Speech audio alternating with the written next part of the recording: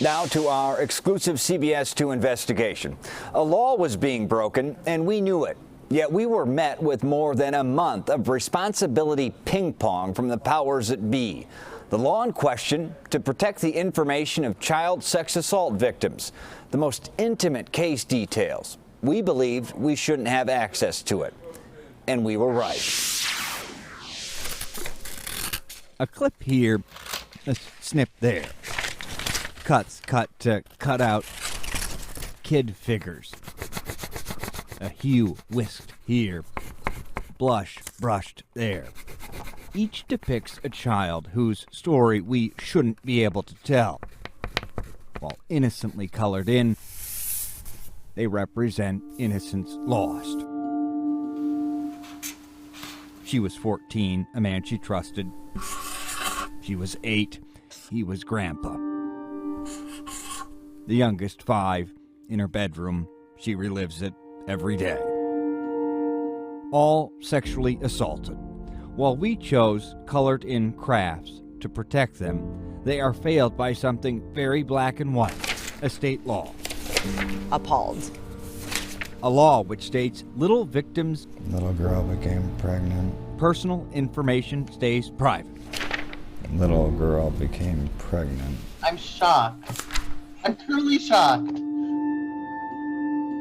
Yet we know their names, Most immediately, there has to be a way to restrict access to this information, addresses, phone numbers, and more. like right now, today. I mean, people will be outraged when they hear this. All were.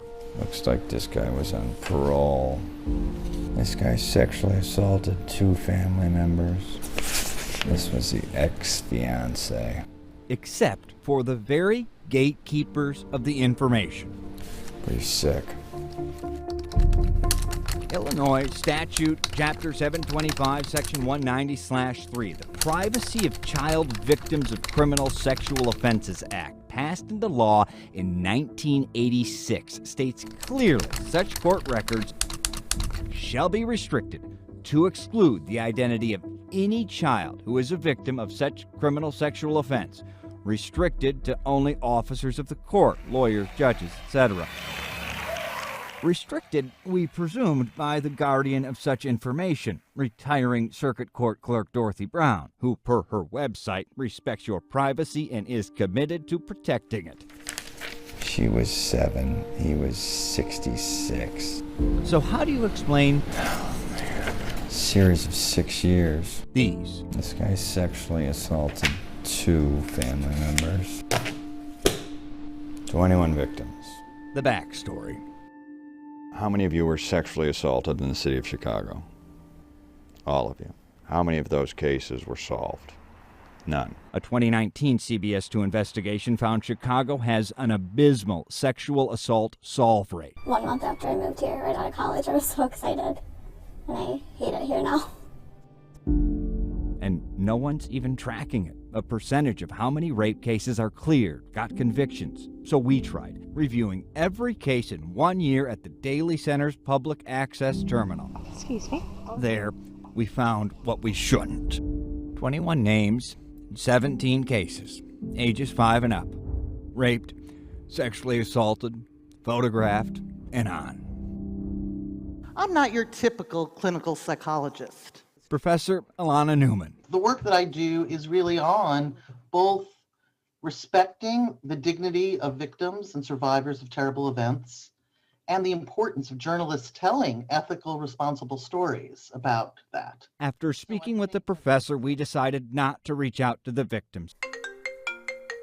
A cold call could re-trigger trauma. Mind you, one from a journalist Excuse me? who simply got on a public computer, Okay, I'm ready to print. waited in line, Hi, I'm just looking to print out documents from the computers. $11.23 later. Thank you. It's just a total disregard for the law. We showed former Cook County Commissioner Richard Boykin. Appreciate it. Take care. It'd be top on my priority list. Number one thing we do. Boykin ran and lost in the primary for Clerk Brown's open seat. Brown's retiring. Boykin knows the job duties well. So does Sarah Layden. policy director at a rape crisis center. Unfortunately, I'm not surprised, but it doesn't take away from me being appalled. My assumption when I heard this story was that this was due to a staffing problem. Nope.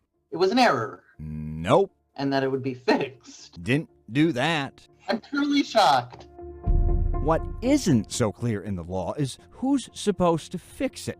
That became a masterclass in finger-pointing 101. It ended with State's Attorney Kim Foxx's spokesperson calling Clerk Brown's rationale asinine in a phone call with CBS 2 after firing off a scathing letter to the clerk. Let's go back to the beginning. Mid-September, the clerk's office, the keeper of the records, tells us it's not authorized to change the documents and to contact the state's attorney's office. We do. They say it's on the clerk. 2 days later, we reach out to Clerk Brown's office. This time, they cite two Illinois Supreme Court rules, 15 and 138, saying the rules prohibit them from fixing the records. Not so, says the Supreme Court. The clerk then said they were waiting for the state's attorney's office to request a judicial order to seal the records. Sidebar. Remember, it's already a law. Okay, back at it. Then the clerk sends us yet another statute about sealing records. Not applicable. Again, we're talking redactions, blacking out names like we had to do so you can't see them. The clerk's office still asserts they can't do that. When looped in, a high rank at CPD told me, quote, "We write the reports, they store them, they redact them. I'm sickened to see these names." Then we hear back from the chief judge's office. They, too, say it's on the clerk. Then, an 11th hour about face. The clerk's office tells us it sealed the case files 38 days after our first inquiry, and only after the state's attorney threatened to sue the clerk if they didn't fix it. Are you surprised there's this back and forth? I'm outraged by it. Concerns about privacy are at the forefront of people reporting. Knowing what you know now of our findings, the next victim that comes forward and says, "Will my information remain confidential?" I'd have serious concerns about guaranteeing that. She was 7. The 21 from 1 year, Took pictures. chosen at random. Each endured a darkness few know, where justice is just a cliche considering the crimes committed upon them. But they were promised by law one thing: privacy protection. And to each and every 21, they were failed. The clerk now says it is working with the state's attorney to program its system to restrict these cases moving forward, something that should have already been happening decades ago. The clerk also sent a letter to the SA's office. Read it all, back and forth, the tete-a-tete at cbschicago.com. We are now working with policy and lawmakers to come up with long-term solutions. A note here, we destroyed the physical copies we had.